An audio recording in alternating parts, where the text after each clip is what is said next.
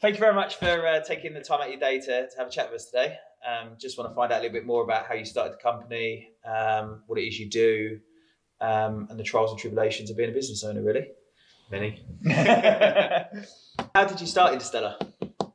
So it was actually Lloyd who was in the industry. Yeah. He was working for a local company. Right. And I came back from doing a little bit of travelling. Don't know if anyone knew what it was. Please tell us more. Maybe we'll do a separate video. Yeah, we'll need a separate video for that. I've got plenty of pictures, videos if you want them. Yeah, please. So I needed a job, basically. So he needed a labourer. Yeah. So I started out labouring for Lloyd at a significantly lower rate than I would even contemplate now, to be honest. Oh, right.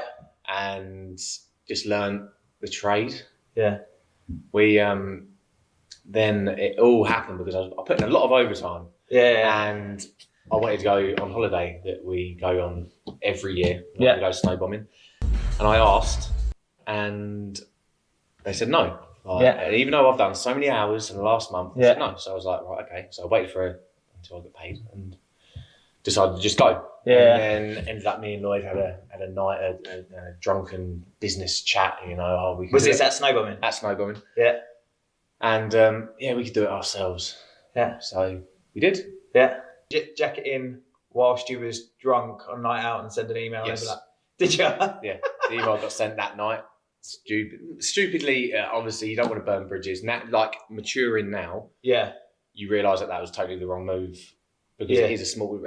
Regardless of how big you get, there's always that overlap and there's always that vested interest between. So, I don't know if I'd change it. Yeah, definitely maybe not change it because it was an instinctive move that has led to this. But say one of our staff that we rely on did that, then obviously I now see the impact that could have had. So there's a respect part of thing that I didn't have back then that I now realise. Yeah. So that's the only thing I would change. But I think that's where you've walked in those shoes now, where you've got staff that if that happens, you'd be fuming and you wouldn't want to then work with them in the future. Exactly that. So now it's just trying to rebuild that sort of like as much as we might not need or want to do collaborations and things like that with the old company. It's just you're in the same industry. Yeah. You know the same people. You talk to the same people. You talk to the same contractors, everything. So it's just realising that overlap. Yeah. So where did the name come from? Interstellar? The movie. Oh, really? Absolutely love the movie. Yeah. So fair enough. Did that come up from a drunken? I think no, that came from. So I think everyone when they start up a business, their first immediate thing is right. What are we going to call it? Yeah. Like it's not how are we going to do it? What accountant are we going to do? How do you set one up? What do we need and all of that? Your first instinctive thing is like, what are we going to call it? Yeah. And I think it's the element of I think we've both been talking about the film. Yeah. Previous, I think it just come out maybe in 2015, whenever it was, and I think we maybe watched it maybe that week or something. I don't know. And we're just talking about it. And, fair enough. So before Interstellar, you worked as a labourer for another competitor. Well, effectively a competitor now. Yeah. What did you do before that? So before that, obviously I was away. Before that, I worked for Adam Spicer's Spicer Tiles. Yeah. So that's a completely different industry. Completely different. That again was, I suppose, the jobs that I've had have always been like, I just need a job. Yeah. So I'm not, to be honest, it was for a family friend. So he's not paying you, under the rate sort of thing. He still paid us well. Yeah. It was a cash job. Yeah. You know what I mean? When you're straight out of uni and all you're thinking about is what am I money, do?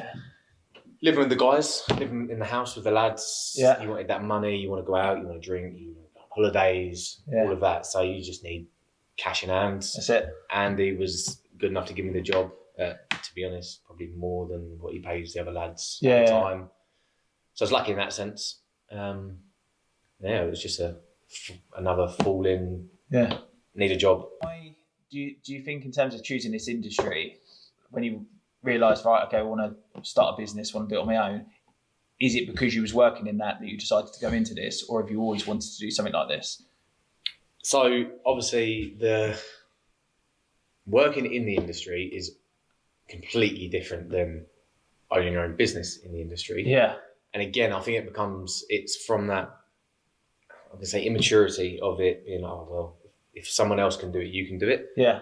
And we knew that we were good at our jobs in terms of being given something to install and redrawing and then fitting it, But obviously there's a difference, which we learned instantly of, well, actually, now you've got to finance it correctly. Yeah. It's not a case of, that you're going to get so much money at the end of the month. Yeah. And that's how much you're going to get paid. Yeah. There's obviously tax, there's the VAT, there's... Well, because I can imagine previously you were working on day rate. Yeah. You never, exactly, never had to price a job. Exactly. The only variation on your pay is if you've done overtime. Yeah. So you're never going to get below. Yeah. You're still self-employed, but you're still in a stable position that you've got Monday to Friday. Yeah. So it's easy to work out what you've got. Yeah.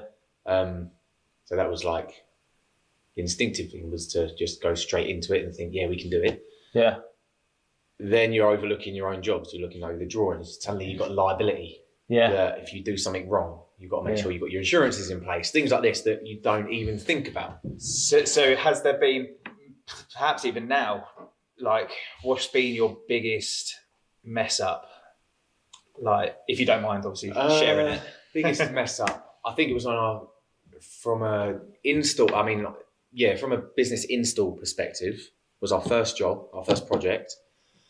I won't say who it's for, just in case it blows up, and then, that liability factor. But we got the project. But within that, there wasn't just balustrading, there was entrance canopies. Right. You know this entrance canopy. Yeah. Lead installer on the job. Yeah. Might be the reason why it's the biggest fuck up, I don't know. But so just, I had got made redundant, and I went and did some labouring for these guys when they first started out. Completely different industry, as everyone knows, really, to me. And did 2 weeks, I think it was, with you guys. Completely stood out like a sore thumb on site, I think. But helping these guys out with a labourer. Yeah. So go on. Yeah, Sorry. we had to put in this massive entrance canopy, cranes on hire, they're 1,500 quid a day on hire costs.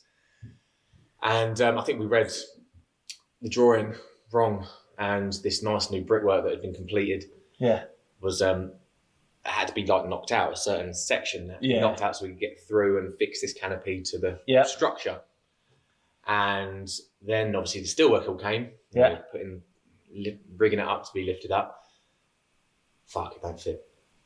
By a lot. It's about 1 metre. Really? And the metre obviously hadn't been taken off or whatever had happened, but regardless, there'd been a load of brickwork that we've smashed out with hammers. Yeah. Completely in the wrong place. Yeah.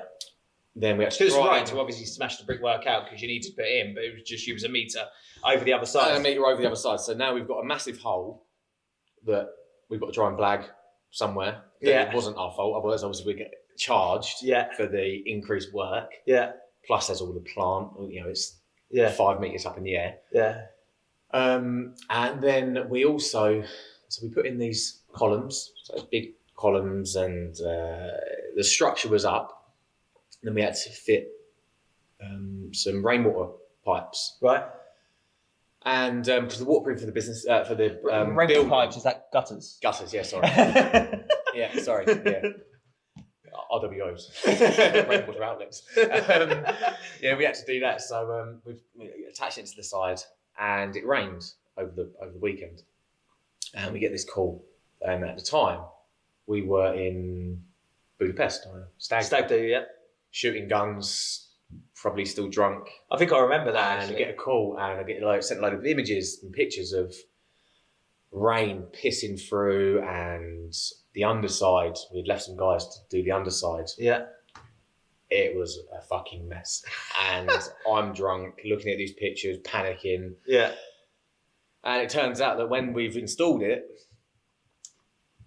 so it should effectively, like all gutters, should run channel all the way down and into your drains. Now, the main column that had been installed hadn't been levelled. It had just been put straight on the floor. Right. So when we've installed it all, it's all Ving into that corner rather than running away. So that's when you first put the big pillar up. Yeah, it wasn't levelled. Yeah, that was the one thing.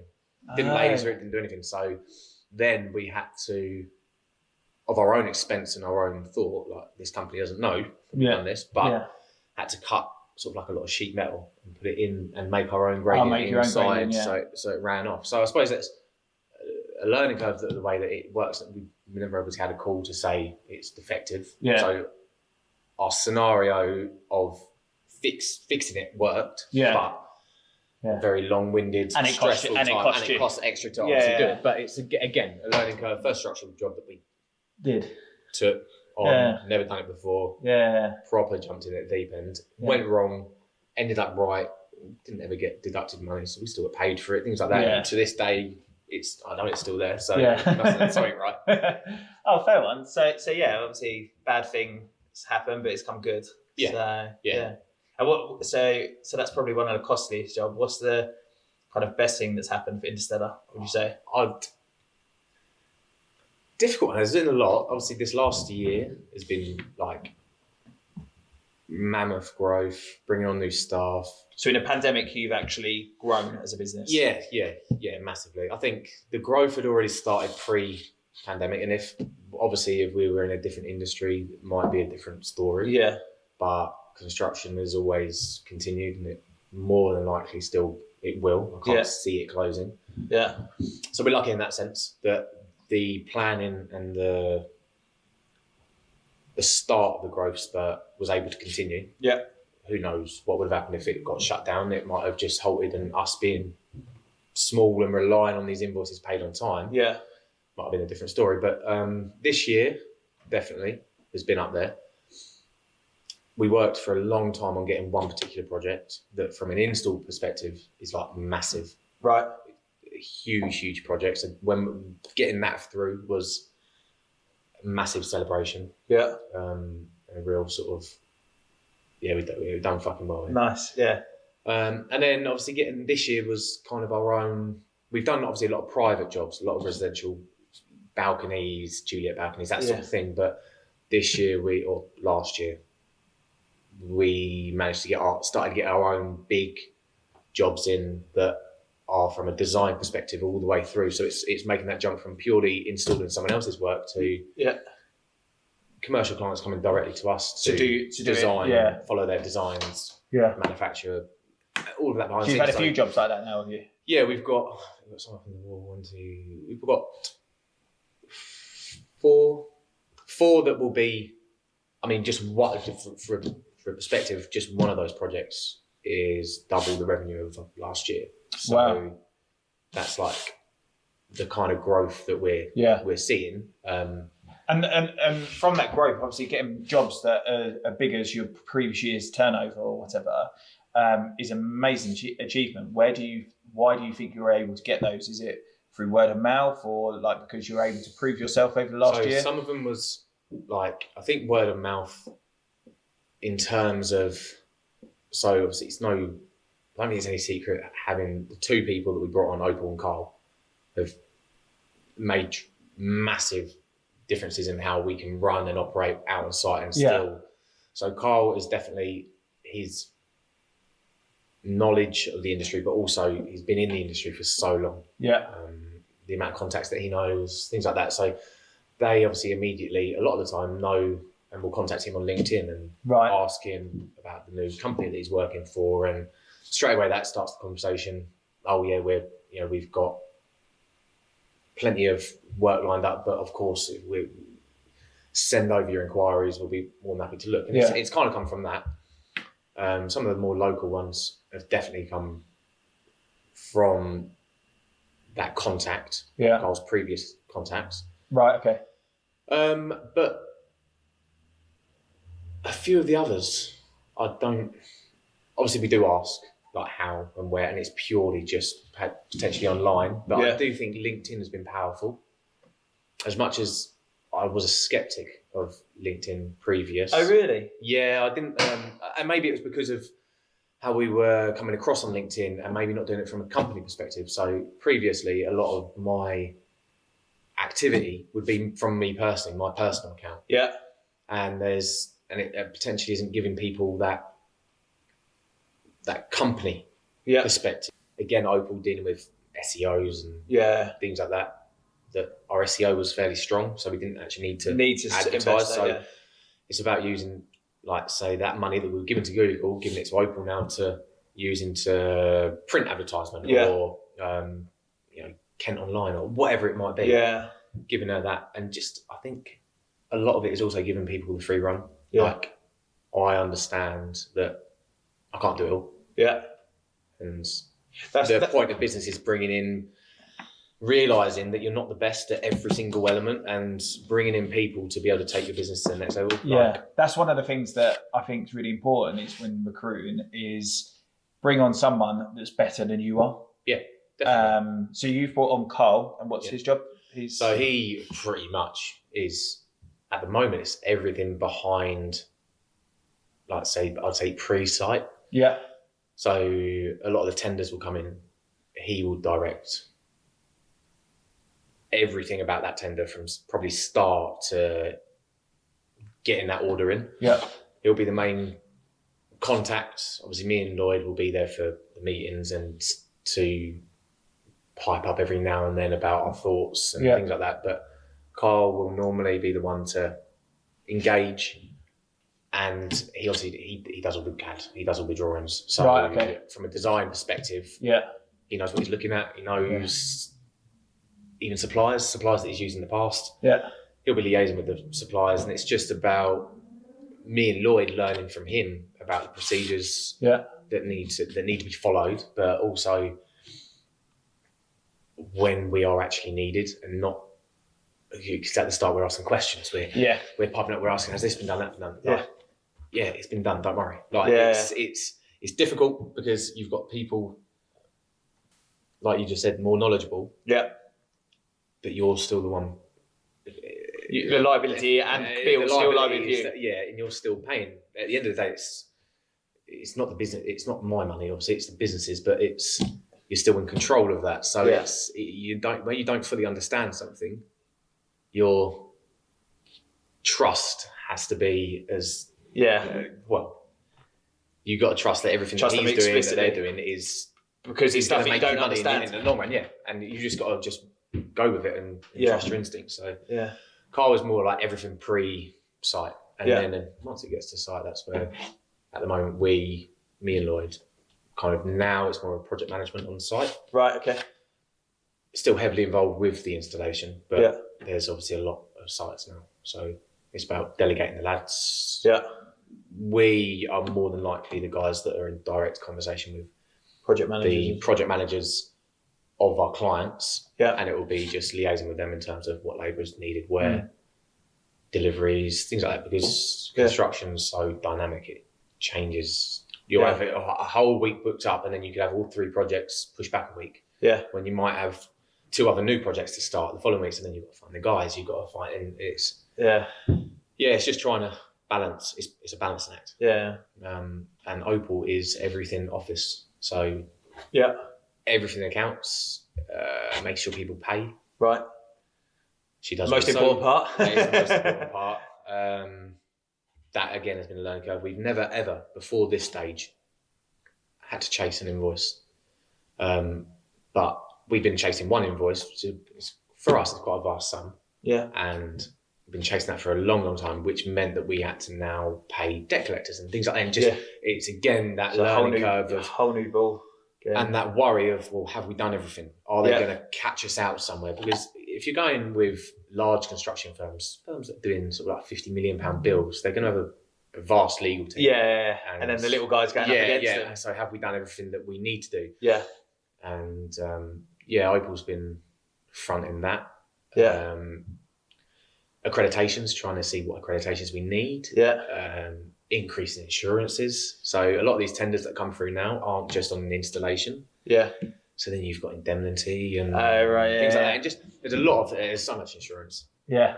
And obviously that's a lot of money. So it's delegating obviously finances. So one of Opal's job is to have a look at our, I suppose, net spend over the month. Right. Make sure that we're just not spending that on site, because your site and your labour is a more expensive thing. If you've got lads standing around, so you've got 2-3 teams. Yeah. That's what I found. £1,500 a day on just people standing around. That's what I found on that 2 weeks, and not even just you guys. it would be like, I don't know, you'd see the scaffolders waiting around or the plasterers waiting around and stuff like that. So I can imagine that's what you're trying to do, is streamline that so you're not waiting around so much. There's that difference of trying to work out what's more cost effective for you as well. So you got obviously a lot of lads that will be on day rates. Yeah. That don't want a price. Yeah. Because they want the security. They have this, on a day rate they have security. Put them into a price, suddenly they're going to have to start managing their own project as well. Yeah. If they're standing around and they can't get to somewhere because the chippies haven't put their bit in. Yeah. That's down to them to manage make sure that, right, I need to go down to the site office, I need to get a day worksheet signed. Things like that. Whereas obviously if they're on a day rate, side effect of giving someone a price is that they just do it really quick. Yeah. And then you have problems that are a lot of snagging and stuff because other trades have done their bit. Right. And if they haven't tightened up that balcony properly or something, and all the tilers have already done, and it's all grouted in, and it's all and you've got something wobbling, you've got to get the tilers back to take out everything. Yeah. It's just a massive and monumental cost. So it's trying to work out, are the lads competent enough to be able to have a price? Right. If they are, it's a massive bonus for them. Yeah. Is it about, do you prefer your guys that are subbies to be on price work or day rate? I would prefer a price, but I do understand that not everyone. Yeah. So I have very high standards of my install, and it stems just because it's mine. It's my business. Yeah, exactly. I want everything to be absolutely perfect. So, but then I do understand that if it wasn't, I know what I was like when I was working for other people. Like, I am a hard worker, and that still comes from a grounded work ethic. Yeah. Like you still having that respect for who you're working for. Yeah. I do have that. Some people don't. Yeah. Some people, they're just to earn their money, regardless of how much they're getting paid. Sometimes money isn't a motivating factor for them. They just earn as long as they're getting their money. Yeah. And all their bills being paid. It's not a. Do you think that's something that's really important as an employer, is working out what's the driving force of different people in your business? Like you might be driven by the fact that you've done an amazing job. You're driven by getting pounds in the bank account, and then you're driven, I don't know, because you love what you do or whatever. Yeah, it's difficult because I've never. So we got kind of not sidetracked, but so we were on a day rate for a long time. So after that first project that we spoke about, after that, a company took us on to manage a project for them. Right. And it was because of one of the site managers for the previous job that we were on. He changed companies. Right. And he liked the way that we worked in terms of management, and decided he was a project manager for this new job. I want these guys over to manage it. So that's quite good then. From a job that went badly, well, to you it went badly. Exactly. You've actually had the project manager who oversaw that. Yeah. Think, cool, you did a great job, and then take you with them to. So straight away from that was managing a £6 million balcony install job. Wow. So that, but we kind of got sidetracked. No, it's not. At the time, you're thinking, day rate. If we can negotiate a good day rate, that's us sorted. Yeah. I don't think there was any real direction of what you wanted or what we wanted the business to be at the time. Yeah. We just wanted, same as everyone else, to get paid. Cash quick. That's it. Yeah. With as little responsibility as you can get away with. Yeah. So we kind of got sidetracked for a couple of years of just day rates. So we were there for about a year doing that, and then we switched, or that project come to an end. Yeah. Then we started doing the same again, kind of more from an installation perspective, not a management side of things. It was pure installation for a local company to Ashford. Yeah. And again, that was done on a day rate. Right. So I think there was a good 2 years where we were just purely just a two-man team. So you were near enough employed. Yeah. To a degree. I mean, that company actually wanted us to go employed, but we liked the idea of being self-employed. Yeah. At the time, and still being quite young, you're not thinking about pensions. You're not thinking about, you want that money in your bank. Yeah. You don't want to take a deduction. Yeah. For what I saw at the time, it doesn't really bother me. Yeah. I'd much rather that in my bank. So it was only because there was a disagreement in terms and responsibility with that company that we moved on. Yeah. We had a lot of downtime. We had about 3 months of there was no work. Right. It couldn't happen at worse time because it was over the Christmas period. Yeah. Into January, no one's got any money. They're trying to finish off projects. They're not taking on new contractors, subcontractors. So we took the time then so I learned how to kind of build a website. We didn't have a website at the time. I was like, we should really get a website going. So I spent a couple of months doing that. And don't you find that weird, like when you probably worked for your previous company and you went self-employed, just same again, just keep installing. You forget about all these things like learning how to be a web developer quickly. Yeah. And just trying to save that cost. And then you're a bookkeeper the next day and stuff like that. It's crazy. Actually, no, I just thought of probably a worse fuck up. Go on. Yeah, and that's for a current client as well. Right, okay. Tread carefully then. They know. Okay. They know. And it actually it merges into how we got to the position that we are now. So when we were working for this local company, we were working away in Warwick, and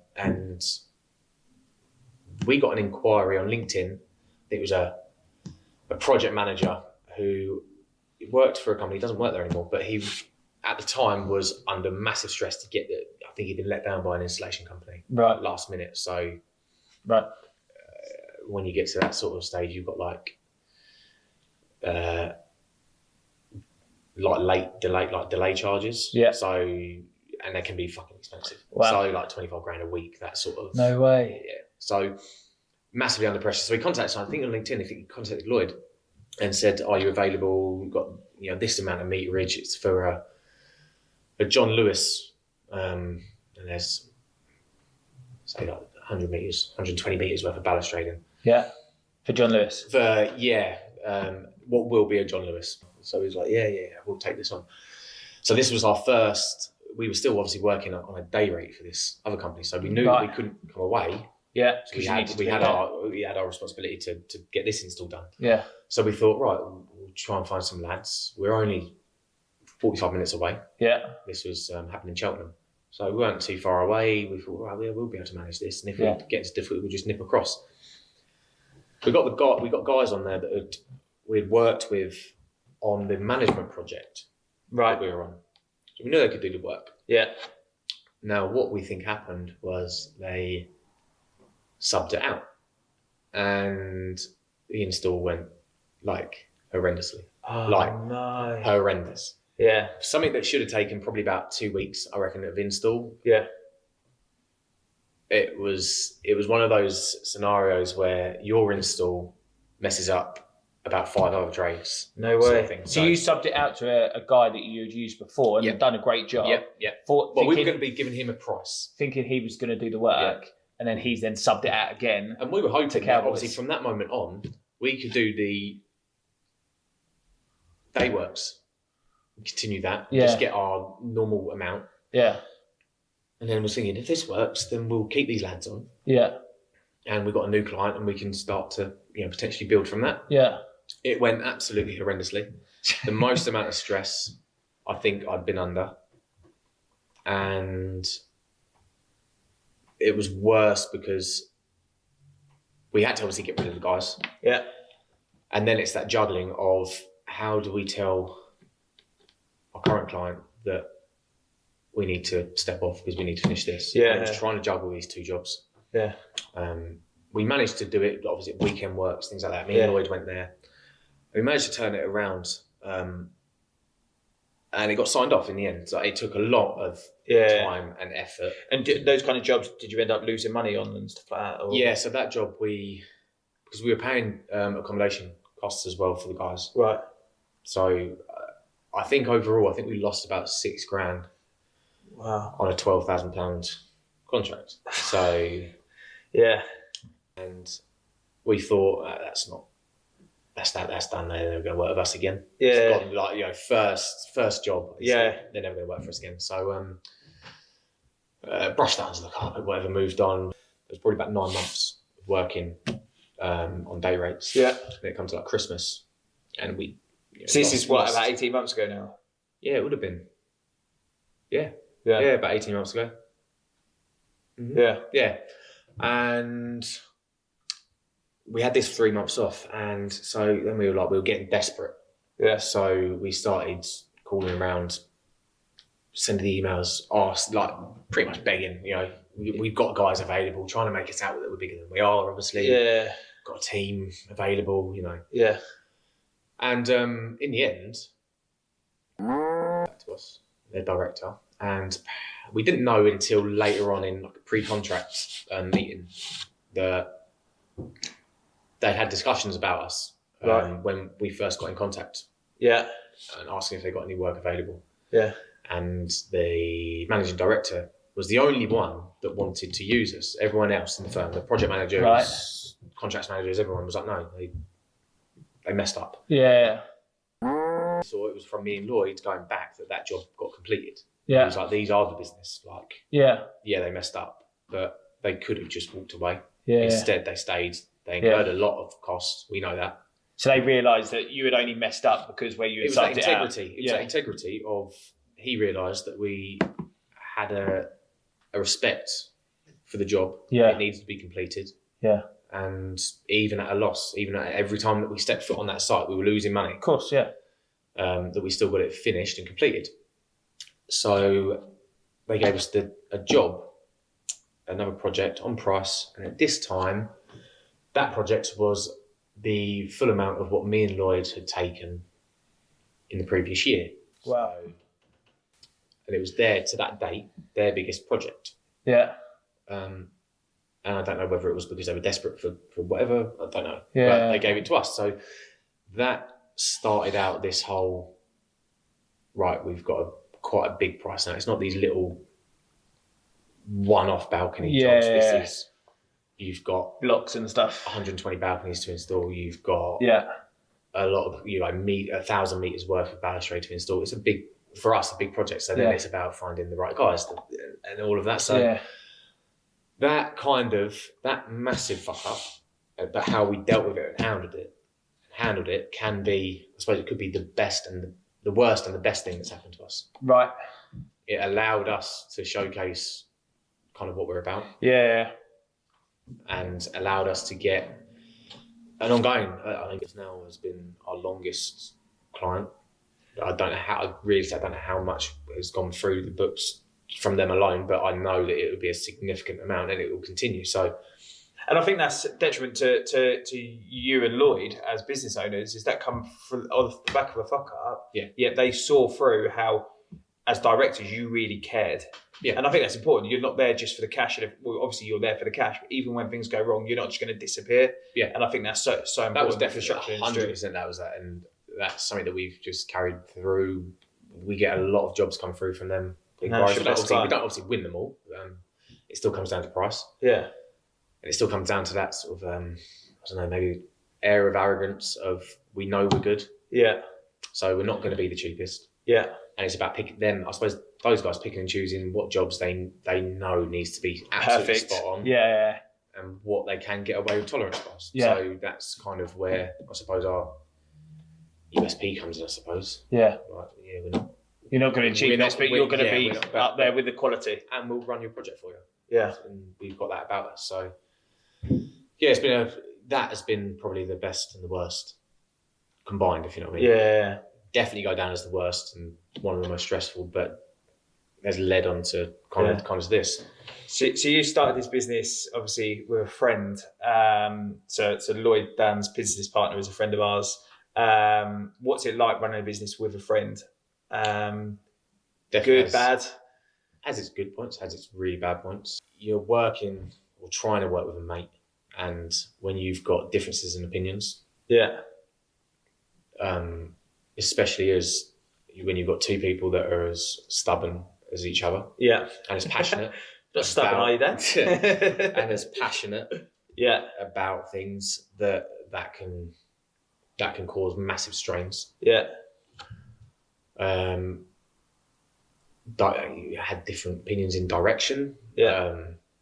I remember when I wanted to go on price, Lloyd didn't want to go on price. Yeah. It just seems that anything that he would want, I didn't want, and vice versa. Yeah. So it can be a real struggle, and also how that is portrayed to other people. Like if other people are only seeing us argue, then how you're trying to manage how that actually looks to people on site and to clients and things like that. So it's trying to manage that. It's really difficult. It does put a massive strain on your friendship. suddenly you don't necessarily want to spend time on the weekends together because you're Monday to Friday, 8 till 4 every day, and it feels potentially like 8 till 4 disagreeing. yeah, and it might only be that you're only talking about the bad points of the business. Say if you're trying to chase an invoice or something's gone wrong on your projects, you might only be for a whole week talking about bad things. And that obviously that gears you up for the weekend of negativity, and I don't want to talk to you. Let's have a weekend off, and that's happened all too often, to be honest. So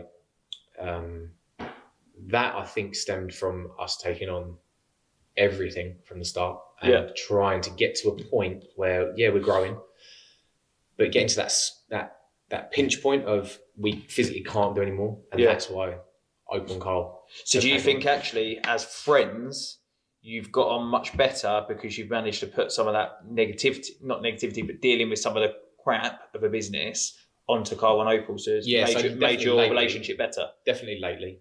I would have dreaded. So this week we've been both working up in Warwick with a new job, and it needed us both to start the job because yes, there will only be one of us managing, but if someone goes on holiday, someone's got to be able to pick it up. Both need to know the job. So I thought it best that we'll both go up there and start it together. Now, normally, if this would have happened a year ago, we'd probably both be dreading it, to be honest. Really? Like, it's happened plenty of times before. We've had a falling out and we don't talk. Separate rooms. Whatever. So one of the times it was, again, staying away. It's been in that, I think if we were staying and only working at home, and we still were coming back to home life, you're chilling out in the evenings, you've got nothing else to do, and you're just going back to your normal 8 to 4. Then we were all right, but there was a lot of the time we were working away, and we would be. So it's even more intense. So you're working, or you're staying in the same room, hotel room, or whatever. Depends how generous the client was with their accommodation. Sometimes you'll get a nice apartment, you've got separate rooms, and all that. Sometimes they've given you a hotel room where you're digging in the same room. And this particular one, we were digging in the same room, and we decided to have a bit of a blowout. It was like it was a Friday or something. We were set to work on the Saturday, but it was only a half day, and we were then driving home. This is in Birmingham, and we got very drunk. And not on site, I assume. This is after site. This was a night out, and we ended up having a right argument because of all the frustrations and arguments of the week built up, and we went at each other. And I'm not going to say how violent it got. It got a little bit. A fist or two was thrown, and it ended up Lloyd storming off and getting a taxi home from Birmingham back to Ashford at a cost of about 300 quid. But it also meant that I had no one to do my install with the next day, so I just had to leave and drive back once I'd sobered up. And so not only did he obviously spend a shitload of money on a taxi, you lost your day rate for the next day rate that we can't put in, and then we've got to tell the client, well, why? We've been booked in, they're expecting something to be finished, and I physically can't do it. So that's obviously what can be the bad points. But the good points are when you're stressed, you have someone to take on that stress. Share the stress of the business. Share the burdens. Share the excitement as well. When a big job comes through, that's that, and especially at the start, that was down to just us two. Obviously, you still have guys that are doing the job with you, but predominantly you're still the face. You're still the guys realistically doing the work. I think that's the beauty, and I think a lot of potentially even clients or friends that realise with small businesses or growing businesses is the excitement from new jobs. I watched this, I think it was a meme or something on Facebook the other day, and it was a shop and someone had just sold something. It was clearly like an independent shop. Someone had sold something, and these two women behind the counter crouched down as the client was walking out, doing high fives to each other and that. And that is exactly what it's like when you win a big job. No, it really is. That's what I'd say. That's the biggest thing, like taking the win with someone else. Because you've managed to bounce off each other to get to that point. Knowing each other's strengths as well. Like I said, earlier on, I can't do it all. I don't know it all. Yeah. We've both had our like roles, even when it was just us two. Yeah. We still had our individual roles and what we're predominantly good at. Yeah. He was the guy that spoke to the clients, done the emails, all the stuff that I couldn't be bothered with. Yeah. And I liked to install. Yeah. And it came down to that. I have that accuracy. I don't like leaving things at 95%. Yeah. If it can be done 100%, I'll do it at 100%. It might take me a little bit longer. I think that's the good thing about you and Lloyd, because I think you can even see it on the outside, and maybe that's why you win the work you do, is that you both actually do have your traits where you actually come together as a really, really good team. Yeah. Obviously now it's a case of having learned from each other. Yeah. Because now we're getting to a size where we have our own individual projects. So, I need to do the talking, the emailing, the liaising with clients and things like that at the end of the day, as well as driving the install and, on certain projects, and so does Lloyd. So it's trying to learn you're having someone to learn off as well. Yeah. Definitely the good points would be, that you share the good and the bad. Yeah. And I think a lot of people forget that sharing the good points it outweighs everything. Like it. Really good for your business in terms of the management team, administration and things like that. What's the next step? Who would you take on, apart from obviously the fitters? Yeah. As in, obviously day to day that changes all the time. So like you said, you touched on it there. The fitters are the ones that it changes constantly, whether or not we bring on a company. Yeah. Like ourselves, install perspective, if it's late on. Yeah. So that's like really dynamic. So that changes every week. But permanent, definitely is getting to a point where we need like another Opal and Carl. Oh, really? So it's two more? I would say it might get to a point where it depends how much Opal wants to do overtime and work at home, to be honest. But like, take note, Opal. No overtime though, just we're all in it together. It's got to a point now, obviously, like today, for example, Opal got up and she was working. Yeah. Not because I asked or anything like that. Yeah. Just there was things that she wanted to set up for Monday. Because she cares. Yeah. She sees it as does Carl. He says plenty of times he's in it for the long haul sort of thing. So definitely needs it will get to a point. I think you introduced it to us, that whole scheme. The Kickstart scheme. Yeah. So we're thinking about that, but it's trying to find. We were initially thinking like we might be able to get some full-time employed guys to work on site, right? Okay. And get some office, but I don't think that's gonna. It's only like 25 hours, and it's trying to work that in. So definitely, that if we use that kickstart scheme, it would have to be office based. Yeah. The way it's going, just from us landing our own jobs. Yeah. Immediately, Carl has just been drawing, literally weeks for weeks over the Christmas period, and pretty much all of January. All of his time just on one project. Yeah. Drawing, revisions, it takes up, and I've only just seen it and come to realise just how much time is taken up from the pre-start. Yeah. And so you could split Cole's role into business development as one part and then drawing as another. Yeah. So before, it would be a case of when we weren't necessarily getting these tenders in for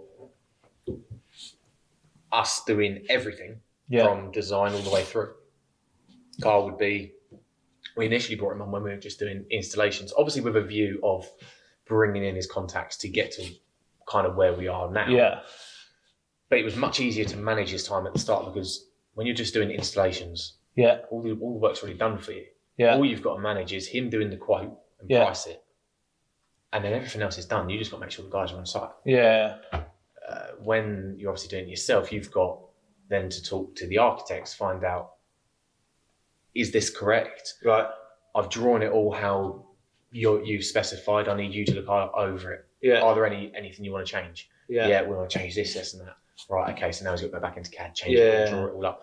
The amount of time just one project has taken really has made me realise that we are going to need someone Yeah. to either do purely design work, which I think would be the next. So if you did all these jobs here that you've got on the board, so if you were to be doing the design work for those, you would need a whole team. Yeah, you'd have to have a designated. So at the moment, Carl's day is potentially split with drawing, and then we might get something come in where he needs to quote. Yeah. There might be an on-site survey that he needs to go on for these drawings. Yeah. There might be a dim that isn't on these architects' drawings because it's like an as-built sort of thing. Right. An as-built just gets built as it goes. Oh, okay. So it might be a change, and the architect might have made a little note to say that this is being built. It needs to go and be measured. Yeah. And that's what he might have to. So at the moment, he's having to step out of the office, go and do a site survey, come back, draw, do the quotes, all the time trying to, if me and Lloyd are on site still installing the teams, also picking up the emails of, is everything all right? Yeah. This isn't quite right. Can we get guys back? Do you know what I mean? It's kind of doing that whole business management. Yeah. And it's now got to a point where now that we have landed jobs that need design input, we are definitely going to need someone that can purely just do the CAD drawings and just be that design, because that will take a massive chunk out of his time. Yeah. And he'll be able to do what he has been doing up until this point and allowing and bringing more growth to the company. Yeah. Opal is now getting to a point, and we are now getting to a point where there's going to be a lot of advertisement, there's going to be a lot of work updating the website each week, for example. There's going to be new projects that are finishing, starting up all the time. So there's that editing of websites. Just that whole marketing aspect that Opal was initially brought in for. Yeah. So I think there might be we don't need full-time, but definitely there'll be someone to do the admin sort of work. Getting the guys who are new to site or new for us on site, getting their details, putting them on our system.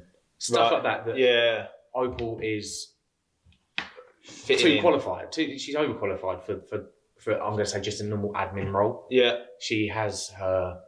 She's got a marketing degree, isn't she? Yeah, exactly. She's got her trade. Yeah.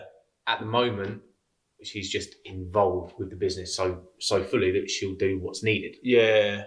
So now it's getting to a point where we need to utilise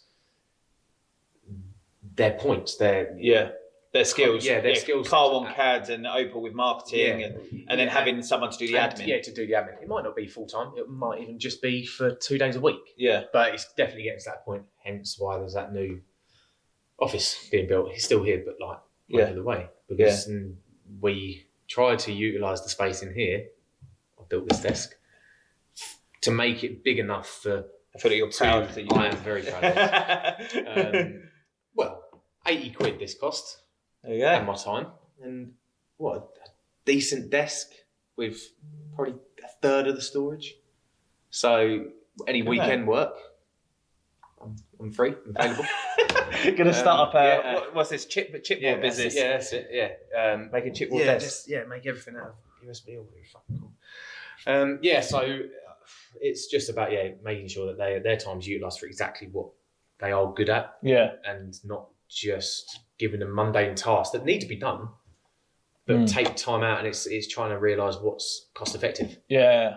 So if they're not inputting every week into your invoices, then if you're not invoicing for anything, that money in your bank decreases sharply. Yeah. So cash flow is so big, and I was explaining to Anna last night actually, is that obviously every business has cash flow issues, because I remember when I worked for the bank, I was looking after businesses that would turn over like 25 million or something like that. Yet every month we would still have to bail some of them out for their wages bill. Yeah. And I'm like, sorry, your company's this big and it's still having issues. So you have it across the breadth. It's just that there's an extra couple of zeros on it. Yeah. So it's difficult now. It's just, especially when you've got, so for me, my pressure is that everything that I have is in this business now. So there isn't this luxury. But before, when I worked for someone, you've obviously got that fallback. Yeah. Where if this fucks up, okay, it would be pretty fucked. But we'll be able to get by until maybe I find something else or whatever. But now everything is invested in this business working. So I think that's probably why she's as motivated as she is. Yeah. Definitely. Not only because it's started out as my baby, trying to grow it, but now it's come to a point where we all need it to work. So do you think, because of the stresses and things, if someone offered you a job earning the same money as, so forget obviously Interstellar that you were invested in the business, but as a kind of an employee, so to speak, if someone offered you the same as what you're earning now as an employee, would you take it? No. I wouldn't take it, only because of, I suppose you did just say about forgetting Interstellar. So obviously what I pay myself now is a decent wage. Yeah. So that's nothing to be like, shrug your shoulders at and all that. We pay ourselves well. And for anyone who's employed, to be offered a job like that and to get that wage, then 100% you would take it. Yeah. But then there comes the point of, I personally think I'm underpaid for what I do. Yeah. The only reason why that is because we're trying to grow. Yeah. And I understand that I can't draw down when me and Lloyd first started out, we knew that it was only me and him being paid. Yeah. One van. We knew how much we were spending on fuel. Yeah. It was really easy to calculate that cost. Yeah. So we made sure we had a certain amount in there at the end of the month. Yeah. That covers all of the bills for the next month. Anything that's left over, we take. Yeah. And it was literally, we had a little overdraft. Yeah. Just in case we hadn't unforeseen. Any invoice didn't come in on time or something. Yeah. But we knew that we could take that amount of money. The bank account could sit at zero or 1,600 quid at that time was what our expenses were each month. As long as we had that in there, we were happy. Yeah. Now, it's really difficult you can't take more, even though I pay myself as much as I pay the lads on site. So all the lads on site get paid what I get paid. Yeah. Now, obviously, someone looking in, it might be a surprise to know that, but at the moment, that's how I have to run it because you're growing. Because we're growing, and I can't take that money. Yeah. Then we also come to the point of late invoices. Yeah. If you've got a £15,000, £20,000 invoice that is now 4 months late, for example. Yeah. hint, whoever's 4 months overdue. It hits you, and you suddenly realise that, first and foremost, every single person individually who works for us gets paid, no matter what. There's been times where I haven't been paid for 2 months because of that. Because you paid the lad first, obviously. Priorities and that. Yeah, because if they don't get paid once, they're not going to work for you. And then I still don't get paid. Yeah.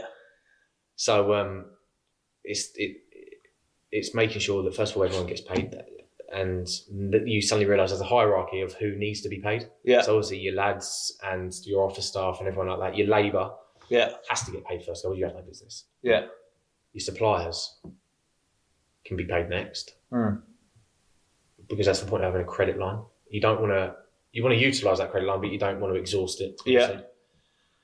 And then it's about being honest. So when these late payments are, you're honest with your suppliers. You don't just ignore them. You have to be honest and be like, unfortunately, there's a problem at the moment. Hopefully, your supplier isn't someone local who's relying on your money. Because then that person jumps up, then that person does become performing. Yeah, of course. But when you've got, say, multi-million-pound companies, then like national companies, you know that they can deal with a later payment. Yeah, it's not something I like to do. Yeah, but unfortunately, it happens. Yeah, in every business, I can imagine. So it's making sure that you've planned your cash flow definitely for that month. And then there's the cases of you can't foresee the late invoices, the invoices that don't come in, the companies that go into administration, which is happening a lot lately. Yeah, it hasn't happened to us yet, but not the administration was. The late payments, I said at the start with the debt collectors and things, it's amazing. As soon as you get a debt collector involved, money comes in. It's crazy, and it shouldn't get to like that. That's one of the worst things about the construction industry. It's just rife.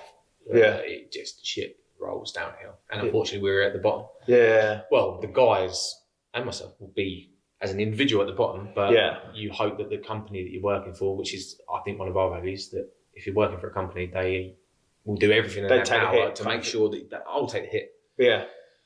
So, So what's the vision for the business? Where do you want it to, not end, but like, where do you want it to peak? Like, so this is really difficult because we had the conversation, myself and Liz, a couple of years ago, saying, no, I don't want to work on price. I'm happy with day rate. I never want to have this responsibility again. Yeah. And Cheltenham. Yeah. Cheltenham, fuck up. Don't want to do it. That's that. I'm happy earning. Yeah. Whatever. Yeah. And then you get this, it goes right, and it's like having your own business. At the time, I couldn't even call it a business. Having two people just in a van, to me, it is, I mean, not taking anything away from, men in a van sort of thing.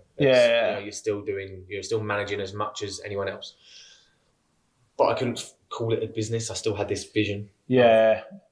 Getting to where we are now, even having an office. Yeah. And I know we had a figure in mind that we pay ourselves. Right. As individuals. As individuals, each week. A lot of construction is paid weekly. Yeah. So we had an idea in mind of how much we wanted to be. Once we get to that, we'll be happy. And we're at that. Yeah. You're not happy. Yeah. Well, you're happy, but whereas I said at the start, it's enough. Yeah. But then you suddenly realise that maybe it's not always about the money. Yeah. So that's why I said, what's the vision? Because for me, it's not a vision in terms of a monetary amount. No. It's what's your vision in terms of where you want your lifestyle to be, and also where the business. Exactly that. It now comes to a point where you've realised that, right, I set myself a goal. I've reached that goal of how much I wanted to pay myself. Yeah. Suddenly you realise that isn't the motivating factor. Yeah. It has to be a motivating factor, but it's not the motivating factor. I think the motivating factor is to be able to get a business to a point where it can't run itself. You still have to spearhead it in the right direction and be there when times get tough. Yeah. You can't just wash your hands of it and expect money just to come in. Yeah. But it's definitely getting to a point where you can take that step back. You can then enjoy. I mean, I've worked probably like a lot of people in construction and trades. You work your 14-hour days. You travel all the way to London. Yeah. You get up early. You do your 8 hours, 10-hour days. You drive home. By the time you get in, you have your shower, you eat. You talk to your missus for half an hour. Yeah. And then you're knackered because you got up at 5 o'clock and you go to bed. Yeah.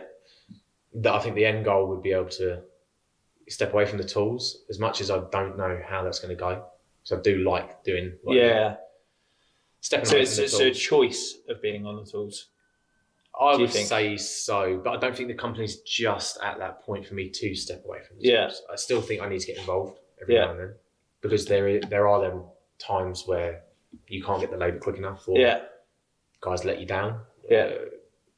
Right now, coronavirus, you get a call. Yeah. I've got to go into isolation for 2 weeks. Right, okay, right. I need to go there then. Yeah. So we're not at the position right now, close, I'd say, extremely close, but not at the position right now where I can completely, and Lloyd, step away. Yeah. It will then go into a purely management. Yeah. There'll be a point where we've got sort of like 5 projects each. Yeah. And it'll just be managing those projects, darting around. You still be on the road, you still be up early. Yeah. But you haven't got that element of stress of the pre-installation. So I'm going to say like the behind the scenes. At the moment, I have both. Yeah. I have to drive the install and install. Yeah. Pick up the glass. Yeah. Carry it up the stairs. Do the install and worry about, right, have we made enough money today? I'm working it out in my head as I'm going. Right, I need to hit this amount of meterage. We've got this many lads on site. It's 12 o'clock, we haven't done enough. I'm not going to meet today's quota. Yeah. So you've got that, you're just constantly starting to think about that. Yeah. The business, I think, will need to get to, I think, a point where I can have a holiday. Yeah. And not worry. Yeah. And not have that call of what do I do? That's what we was talking about when we just before Christmas. We were due to go away skiing over Christmas, and Dan and I were pushing for us to try and get it over Christmas. And the reason being is that allows you to have time to switch, because the businesses have switched off over Christmas. Yeah. Therefore, our phones have switched off. Exactly that. Whereas obviously having to push it to later in the year, like March, April time, our business is going to be going 100 mile an hour, and therefore your phone's going crazy. Yeah, exactly. So you still have work. Yeah. You might have a beautiful backdrop to do your work too, but you're still working. So it might be less stressful. You're still on holiday. Yeah. You're full day, but you still don't. So it'd be nice, to get to the business to a point where you've got the people involved. Yeah. That can take on that burden whilst you take a well-deserved week or two. Yeah. But also get to a point where those people can take holiday. Yeah. And you're not relying. And the business can continue and not be stagnant. Yeah. Or have to say, this is going to have to wait until such and such is back from holiday. Yeah. We can take that on. So it's getting everyone to a point, I think, business short term, that getting to a point where it can run smoothly with the odd cog being pulled out. That now is close. It can't happen right now. Do you see an exit for the business in terms of 15 years time, you sell the business to a massive national company and have a nice retirement, or would you want to carry on the business, keep going until you're however old and then retire? I don't know, because there's always these constant thoughts of, we could make Interstellar Group and diversify. And so I think that in the forefront of your mind there is, it would be nice to obviously have that option. Someone come in and be like, really like business, I want to buy it. And sell it for a figure that has set you up. There would obviously be that conversation, 100%. I don't think that would be me retired. No, because I would then more than likely use that money to invest in something else. Having something of your own gives you that drive. To just make it work. So do you think if it did go tits up, you wouldn't go employed, you would just start something else? I'd try and start something else. I think I would have to know my trade, so I'd know a lot of people in my industry. So, and I think a lot of people know my work ethic. I don't think it would be difficult for me to find a job. And to keep earning. It's just a job that you want to do. But then, I didn't start this to stay on the tools for my whole life. So I'd have to, obviously that would extend my tool, like working on the tools, working with someone else. So I'd have to work for someone else straight away. And then after that, I'd have to start thinking about, right, we've just got to risk it and go at one of these other ideas that you had. So, hopefully that doesn't happen. Because touch me. You're doing pretty well so far. Stress that I do not want. Is there anything you're doing as a business to mitigate things going wrong, whether it be, I don't know, management disruption in terms of disagreements like we were mentioning earlier, or kind of big clients dropping you and the recession? So the recession, if there was to be a recession. So a recession, again, I think we're lucky in the industry that we're in. So of course the recession always, you've always got to think about it, because no matter what, it does affect everyone. Fortunate in the industry that I'm in that it slows, but it doesn't stop. Normally. But it hits you personally, obviously. House prices, things that you're buying at the supermarket, it still impacts you. So you've got to be wary of it. But I mean, I've had to take out insurances for myself. So like key man kind of stuff. I've had to take out those sort of insurances, which again, you don't necessarily think of at the start, but these are things that some elements get paid to the company to be able to continue running. So if you died, money goes into the company so Lloyd can get another effectively to keep the company going. Exactly that. Obviously your life insurance and things like that to make sure that things outside are paid for. So obviously those aspects that you need to think about. You just grow up fast. You'll understand that. Suddenly you're hit with what ifs, and there are things that potentially, obviously life insurance is a big thing that a lot of people have when they have a house, or have kids or whatever. But there's a lot of elements when you own a business that suddenly you have to look out for everyone who's involved, your stakeholders. not just people that are financially invested of your year end, but financially invested of your day to day, and making sure that you aren't the business. That's where we're trying to go, and I think that's the point of me trying to bring in the people that if I wasn't here, or if I decided, do you know what, lads, this isn't for me anymore. I'm going to hand everything over. So one of the good things this year is allowing other people to come in as shareholders. Right. Okay.